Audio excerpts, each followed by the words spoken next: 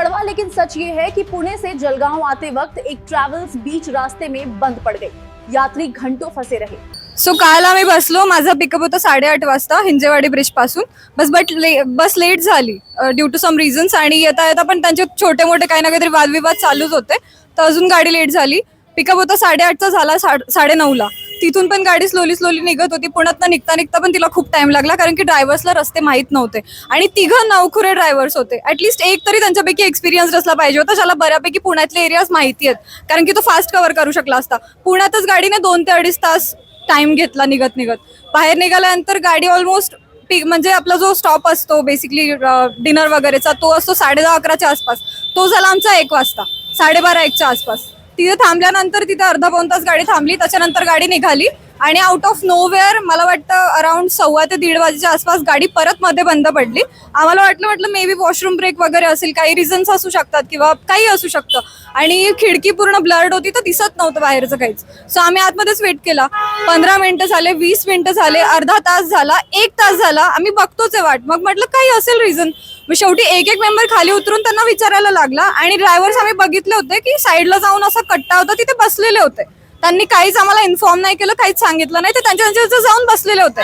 मग एक senior uncle होते, त्यांनी उतरलं. त्यांनी त्यांना विचारलं की काय झालंय, तर ते म्हणे की छोटासा लीक आहे, पाईप वगैरे चेंज केलं की होऊन जाईल कव्हर. मग आम्हाला म्हटलं ठीक आहे, 15-20 मिनिटाचं काम आहे, होऊन जाईल. आम्ही वाट बघत बसलो. 1 तासाचे 2 तास झाले. ड्रायव्हरने आम्हाला काहीच इन्फॉर्मेशन दिली नाही, काहीच नाही सांगितलं. आम्ही वाट बघत बसलो. 2 तास झाल्यानंतर सगळे लोक खाली उतरले, जेवढे पण होते गाडीत, आणि सगळ्या पॅसेंजर्सने विचारलं की काय चाललंय, गाडी एवढी लेट का होते. तर तेव्हा ते बोलायला लागले की गाडी खराब झाली आहे, दुसरी गाडी आम्ही अरेंज केली आहे, दुसरी गाडी येते तुमच्यासाठी, तर तुम्ही वाट बघा. तर आम्ही वाट बघत बसलो. ऑलमोस्ट 3 वाजले, 3:30 वाजले, 4 वाजले, गाडी आली नाही. सो शेवटी आम्ही कॉन्स्टेबल्सला फोन केले. तिथे काही पोलीस आले, त्यांनी चेकिंग वगैरे केली गाडीची, आणि नंतर त्यांनी आमच्यासाठी 2 17 आणि 15 सीटर्सवाला गाडीज बुक केल्या.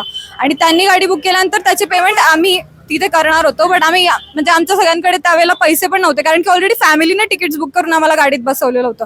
आणि सगळ्यात म्हणजे घाणेरडा एक्सपिरियन्स मी म्हणेल हा, की रात्रीचा 3 ते 4 वाजता मालेगावचा इन्सिडेंट तुम्हाला माहीतच असेल. 4 वर्षाच्या मुलीवरती रेप झालाय, निष्पाप मुलीवरती रेप झालाय. असा किस्सा घडल्यानंतर रात्री 3 ते 4 वाजता एवढ्या तरुण मुली, लहान मुली 10-11 वर्षाच्या सुद्धा रस्त्यावरती, सुनसान रस्त्यावरती एकटा उभ्या होत्या खाली, वाट बघत त्या गाडीच्या आशेत. बट गाडी आली नाही आणि आम्ही वाटच बघत बसलो. शेवटी त्यांनी गाड्या अरेंज केल्या. त्या गाड्या येत पण 4:30-5 वाजले. 5 वाजता आम्ही या गाड्यांमध्ये बसलो. 5 वाजता आम्ही पुन्हा निघालो आणि आता अराउंड 12च्या आसपास आम्ही जळगावला पोहोचलो. या बिटवीन खूप सारे आम्हाला इश्यूज झाले. आमच्या मेंटल हॅरासमेंटची रिप्लेसमेंट कोणतीच गोष्ट नाही देऊ शकत, पैशांमध्ये पण ती केली नाही जाऊ शकत. सेफ्टीचा वेगळा त्रास झालाय, तो अनएक्सप्लेनेबल आहे. मी सांगू पण नाही शकत की त्या रस्त्यावरती केवढा जीव घाबरत होता.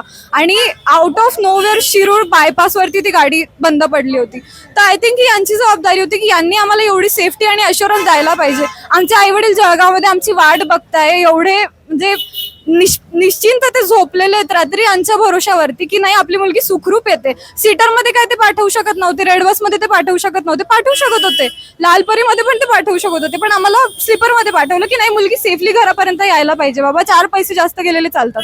तर आय थिंक ती यांची जबाबदारी होती. सेफ्टी वगैरे प्रोव्हाइड करणं कम्प्लीट यांची जबाबदारी आहे. बट यांनी आम्हाला रात्री गाडीही नाही देऊ शकले. आणि आय थिंक एवढी मोठी सर्व्हिस आहे, आय थिंक एक तरी यांची बॅकअपची ट्रॅव्हल्स असली पाहिजे पुण्यात, बट एकही बॅकअपची गाडी नव्हती. आणि आम्ही सगळं काही म्हणजे टचवूड की चांगले लोक होते गाडीत, चांगल्या फॅमिलीजला, बॅकग्राऊंडला बिलॉंग करणारे, तर त्यांनी अरेंज केलं. कोणीच जर इनिशिएटिव्ह घेतला नसतं तर आम्ही सकाळी 8-9 वाजेपर्यंत तिथेच त्या रोडला एवढ्या अंधारात थांबलेलो असतो. इथे आल्यानंतर आम्ही सगळे एक म्हणजे युनिटीने इथे आलो, त्यांच्याशी बोललो, त्यांना डिमांड केली की गाड्यांची जी अमाऊंट आहे आम्ही करून आलोय ती तुम्ही पे केली पाहिजे, कारण की तुमची जबाबदारी होती आम्हाला सुखरूप जळगाव पोहोचवायची. तर त्यांनी सांगून दिलं की तुम्हाला रेड बसचा रिफंड देणार आहे किंवा ज्या काही ऍप्लिकेशनवरून तुम्ही तिकीट बुक केलंय. आम्ही नव्हतं सांगितलं तुम्हाला जळगावला यायचं, तुम्ही ट्रॅव्हल करून जळगावला या असं. मग आम्ही इथे आल्यानंतर त्यांना रिक्वेस्ट केली, डिमांड केली, पोलाइटलीच बोललो. जो काही इन्कन्व्हिनियन्स झाला ऑफकोर्स थोडंफार चिडचिड तर स्वाभाविक होती, सगळ्यांची झाली. बोललो पोलाइटली, सगळ्यांनी रिक्वेस्ट केली, बट त्यांच्याकडनं काहीच रिस्पॉन्स नव्हता. ते बोललो की तुम्हाला रेड बसचा रिफंड भेटलाय, याच्यावरती आम्ही तुमच्यासाठी काही करू शकत नाही. आणि त्यांचं म्हणणं होतं की तुम्ही सरळ पोलीस कंप्लेंट करा, त्याच्यावरती आम्ही तुमच्यासाठी काही करू शकत नाही. शेवटी इतका वेळ आम्ही म्हणजे त्यांच्याशी हुज्जत घातल्यानंतर सगळं जे काय आम्ही करू शकत होतो पूर्ण सगळं पणाला लावून आता त्यांनी आम्हाला रिफंड अमाऊंट दिली आहे. रिफंड पण आणि त्या गाड्यांची जी काही अमाऊंट होती ती पण. अजूनपर्यंत आलेली नाहीये अकाउंट मध्ये. फिर से इस ट्रबल से सफर करेंगे? ना मैं करूंगी ना मेरे किसी फैमिली मेंबर को ना दोस्त को करने दूंगी, स्पेशली लेडीज तो बिल्कुल भी नहीं. सेफ्टी की बात है.